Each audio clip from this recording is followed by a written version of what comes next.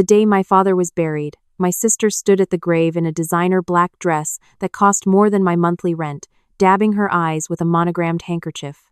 I stood next to her in my old navy blazer, holding my composure together with everything I had. We were grieving the same man, but somehow, even in grief, Victoria found a way to make me feel small. Dad passed in March, quietly, the way he had lived most of his later years in his armchair by the window, watching the maple tree in the backyard lose its last winter branches. I had been there. I had been there every weekend for the past 3 years, driving 2 hours from Cincinnati to his house in rural Kentucky, bringing groceries, managing his medications, sitting with him through the long evenings when the silence got heavy. Victoria lived 40 minutes away in Louisville.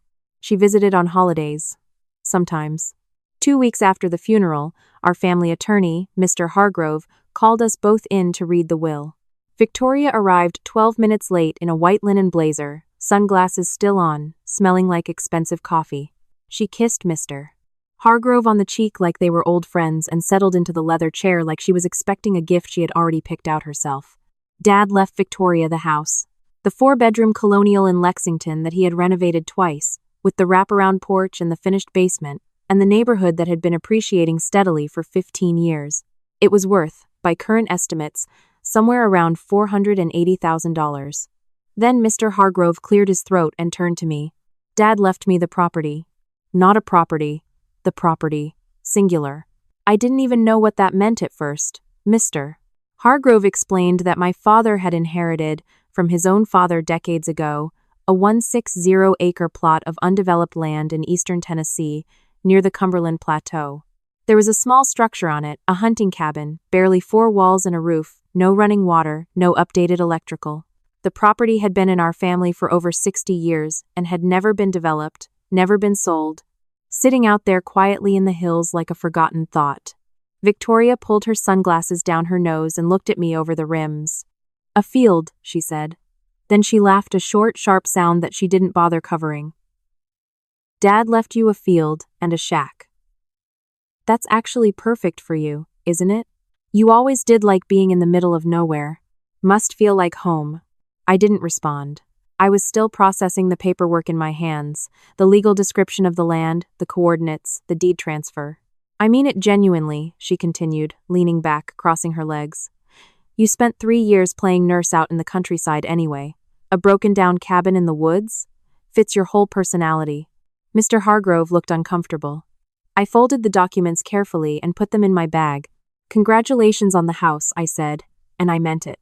Then I left. I cried in the car. I won't pretend I didn't. Not because I thought Dad loved Victoria more. I had stopped measuring things that way a long time ago. I cried because I was tired. 3 years of weekends. 3 years of my own life quietly rearranged around someone else's needs, and I didn't resent it. I would do it again without question, but I was tired, and the will felt like a closed door when I had been hoping for a window. That weekend, I drove to Tennessee. I told myself it was just to see it, to understand what I had inherited before I made any decisions. The drive took about 4 hours from Cincinnati, winding down into the eastern part of the state, where the land started to roll and fold into itself, where the tree line rose up thick and dark green against the May sky. The coordinates took me down a gravel road I almost missed, marked by a rusted mailbox with no name on it. I drove slowly for about a 1/4 mile through old-growth trees, oak, hickory, hemlock, until the road ended at a clearing. I got out of the car and stood still for a long moment. The cabin was small. Rough-hewn logs, a porch that sagged on one side, 2 windows with old glass that had gone slightly wavy with age. The roof had moss on it, a stone chimney rose from one end. Around it, the land opened up rolling meadows broken by tree lines, a creek visible from the high point of the clearing, and beyond it, the ridgeline of the Cumberland Plateau rising blue-gray in the distance. It was, in its quiet and overgrown way, one of the most beautiful things I had ever seen. I walked the property for 2 hours that afternoon. I paced through the meadow grass, followed the creek for a stretch, climbed to the highest point on the eastern edge where you could see for miles across the valley. I counted the fence posts along the old boundary markers, traced the stone walls my grandfather must have built by hand decades ago. When I got back to my car, I sat there for a while before driving home. I didn't tell Victoria any of this. The following month, I hired a local surveyor named Dale to walk the property with me and do a full updated survey boundaries, topography, soil, and a general land assessment. I paid for it out of my savings. It took 2 weeks to get the results back. Dale called me on a Tuesday evening. "So," he said, "I want to make sure I walk you through this carefully." He paused. "The good news is your boundary lines are clean, no encroachment issues, the deed is solid. But there's something else I think you need to know about." He explained it in plain language, which I appreciated. The eastern section of the property, about 60 acres along the ridgeline, sat over a formation that preliminary geological indicators suggested was consistent with deposits of silica sand. Not ordinary fill sand. High-purity silica. The kind used in glass manufacturing, in fiber optics, in semiconductor production. The kind that industrial buyers had been quietly purchasing land rights for across the Appalachian region for the past several years. "I'm not a geologist," Dale said carefully, "so you'll want to get a proper mineral assessment done. But I'll tell you this, I've seen 2 other parcels in this county sell their mineral rights in the last 18 months for figures that would surprise you. You need to get someone out there who knows what they're looking at." I sat at my kitchen table after that call for a long time, completely still, my phone face down in front of me. I did not call Victoria. I called an attorney instead. A property and mineral rights attorney in Knoxville named Miss Patterson, who came highly recommended and whose office felt reassuringly practical, no fancy art on the walls, just bookshelves and case files, and a woman who got straight to the point. I had the mineral assessment done. It took 6 weeks. I paid for it out of savings and a small personal loan I took quietly, telling no one. The results confirmed what Dale had suspected. The silica deposit on the eastern 60 acres was significant. Miss Patterson walked me through the numbers carefully, conservatively. Mineral rights lease agreements for comparable deposits in the region had been running between $1.8 and $3.2 million in recent years, depending on access terms and exclusivity. Outright sale of mineral rights on a parcel like mine, she said, could reach the higher end of that range. The surface land itself, 160 acres of it, with creek access, ridgeline views, and road frontage, appraised at $890,000 in current market conditions. I sat across from Miss Patterson and made myself breathe normally. "What do you want to do with it?" she asked. "Protect it first," I said. "Then figure out the rest." On Miss Patterson's advice, I placed the property into an irrevocable trust with myself as the sole beneficiary. The process took about 3 weeks. I also had the deed properly recorded at the county courthouse, something that, technically, had never been formally updated since my grandfather's time. Miss Patterson filed everything correctly, got the title insurance in order, and made sure the chain of ownership was clean and documented. I did not tell Victoria. I should have known it wouldn't stay quiet. Sometime in July, about 4 months after the will reading, I got a call from my mother, who lives outside Nashville, and tries very hard to stay neutral in all family matters. "Your sister called me," Mom said, sounding cautious. "She says she found out something about the land you inherited. She's upset." "What did she find out?" "She didn't say exactly. She just said she thinks there was something valuable there that Dad didn't know about and that it should be discussed as a family." That phrase, "discussed as a family," landed in my stomach like a stone. I had heard it before. It was the phrase Victoria used when she wanted something and needed a softer approach than just asking directly. "There's nothing to discuss," I said. The will was clear. 2 days later, Victoria called me herself. The tone was different now, softer, almost warm, the way she got when she was working toward something. "I've been thinking about Dad's land," she started. "The place you inherited." I was being insensitive at the attorney's office, and I want to apologize for that. I waited. "I just think," she continued, "that Dad probably didn't fully understand what was on that land, and honestly, it should be something we share. As sisters, as his daughters, I don't think it's right that one of us walks away with something worth potentially millions while the other one gets a house." "You got a house worth nearly $500,000, I said. "That's different. That's a home. This is a windfall. It should be split."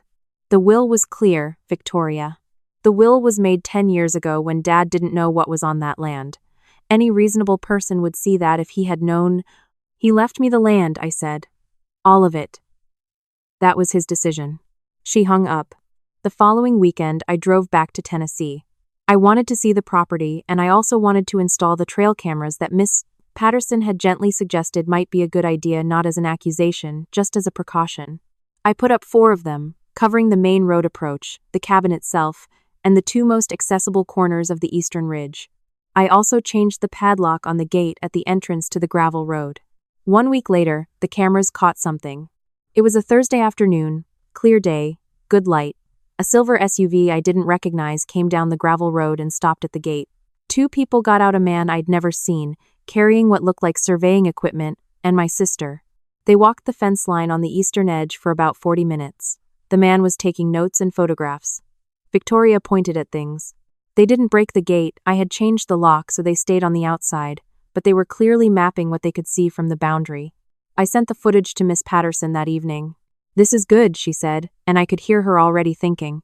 "It doesn't constitute trespassing since they stayed on the road and boundary line, but it tells us what we're dealing with. I'm going to draft a cease and desist letter. We'll send it to your sister directly, and to any company she may be acting on behalf of. Can you find out who the man with her was? I already recognized the equipment. I'm going to make a few calls." By the following Monday, Miss Patterson had identified him.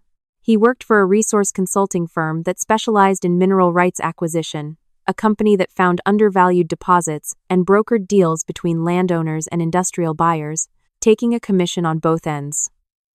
Someone had hired them to assess my property. The obvious conclusion was not hard to reach. The cease and desist went out by certified mail. Victoria called me 4 times in 2 days. I didn't answer. On the 5th call I picked up. "You sent me a legal letter," she said. Her voice was cold now, the warmth completely gone. "Miss Patterson sent it, yes. You're treating me like a stranger. I'm treating you like someone who brought a mineral rights consultant to my property without telling me." Silence. "I'm going to contest the will," she said finally. Dad wasn't in a sound state of mind when he made his decisions. Everyone knew he was declining. That hit me. I won't pretend it didn't. Not because I thought it was true, but because I knew what it meant: months of legal proceedings, depositions, a challenge to something my father had chosen deliberately. "Do what you feel you need to do," I said. "Miss Patterson will be in touch." I spent that night going through everything I had from those 3 years, the weekends, the appointments, the medication logs I had kept carefully because Dad's doctor had asked me to. I had records. Dozens of them. Receipts, pharmacy printouts, the email chain with his cardiologist. I had a letter Dad had written me, by hand, 2 Christmases ago, that talked about the land. He had said he always meant for it to go to someone who would appreciate it. Who would care about it the way his own father had? Miss Patterson reviewed everything and was quiet for a moment. "She won't win," she said simply. "Not with this documentation. Your father was clear-minded, properly advised when he made that will, and there is nothing here that supports incapacity. If she files, we respond, and we win. But my strong advice is to let her make the first move rather than escalating further. People often back down when they see how well documented the other side is." Victoria did not back down immediately. She had an attorney send a letter indicating intent to challenge. Miss Patterson responded with a package of documentation so thorough and organized that it was, in her words, designed to make the other side do the math before proceeding. 6 weeks later, Victoria's attorney sent a withdrawal notice. There was no call from Victoria, no apology. The legal challenge simply evaporated. I heard through my mother, who heard through an aunt, that Victoria was telling people the land wasn't worth what she had heard, that she had decided it wasn't worth pursuing. I let that stand. I didn't correct it. That autumn I went back to the property with a contractor named Jerry, who had been recommended by Dale the surveyor. We walked the cabin together, and Jerry gave me his honest assessment. The bones were sound. "Original log construction," he said, "built to last.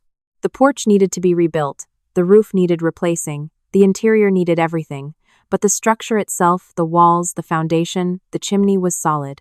It was built by someone who knew what they were doing," Jerry said, running his hand along one of the corner joints. "Old-growth timber. They don't make it like this anymore." I stood inside the cabin, looking out through the wavy old glass of the window at the meadow and the tree line and the ridge beyond it. Dad had known. I didn't know how much he had known, exactly whether he understood the mineral potential or simply understood the value of land, of quiet, of something that belonged to you completely and couldn't be taken. But he had known this place had more to it than it appeared. And he had known which of his daughters would understand that. I signed the mineral rights lease agreement in November. The figure, after negotiation, was $2.4 million for a 30-year exclusive lease on the eastern 60 acres, with surface rights and all structures remaining fully mine. The industrial firm would access the silica deposit from a road easement on the far eastern edge, keeping the cabin, the meadow, and the creek entirely untouched. Miss Patterson reviewed every line. The trust protected all of it. I paid off my car. I paid off my student loans, which had been following me around since I was 22, like a shadow I had stopped noticing. I put the majority into a managed account and left it alone. Then I called Jerry back and told him to start on the cabin. It took 4 months. New roof. Rebuilt porch. Fully updated interior, but done carefully. With Jerry's guidance, in a way that honored what was already there. The log walls stayed exposed. The original stone fireplace was cleaned and restored. The floors were refinished, not replaced. The new windows were made to match the old ones as closely as possible, right down to the slightly irregular glass. I drove down to see it in March, almost exactly 1 year after my father died.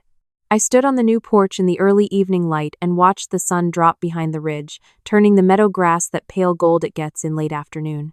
The creek was audible from there, a low, steady sound underneath the wind. The trees were just starting to show the first green of early spring, tentative and bright against the gray bark. I thought about my father in his armchair by the window, watching the maple tree. I thought about his own father, building those log walls by hand 60-some years ago, fitting the corner joints with a precision that Jerry had quietly admired a century later. I thought about Victoria standing at the grave in her designer dress, and at the attorney's office with her sunglasses, and on the phone telling me the land should be discussed as a family. I didn't feel angry. I felt something quieter than that. A kind of settled clarity. She had looked at 160 acres of old-growth forest and a stone chimney cabin and seen nothing worth having. She had looked at me and seen the same thing. She had been wrong about both of us. I have not spoken to Victoria since the legal challenge was withdrawn. My mother calls every few weeks and we talk about other things, and I don't ask about my sister and she doesn't volunteer much. I think we have both quietly accepted that some distances, once they open, don't close back up. I go to Tennessee every month now. Sometimes I stay the whole weekend, sometimes just one night. I bring my hiking boots and I walk the property, all of it, the meadow and the creek and the ridgeline where you can see the valley spread out below you like something from another century. I bring books. I light fires in the fireplace my grandfather built. I sit on the porch my father must have sat on as a boy, and I watch the dark come in over the ridge slow and complete, with no other lights for miles. He left me the right thing. He always knew he was.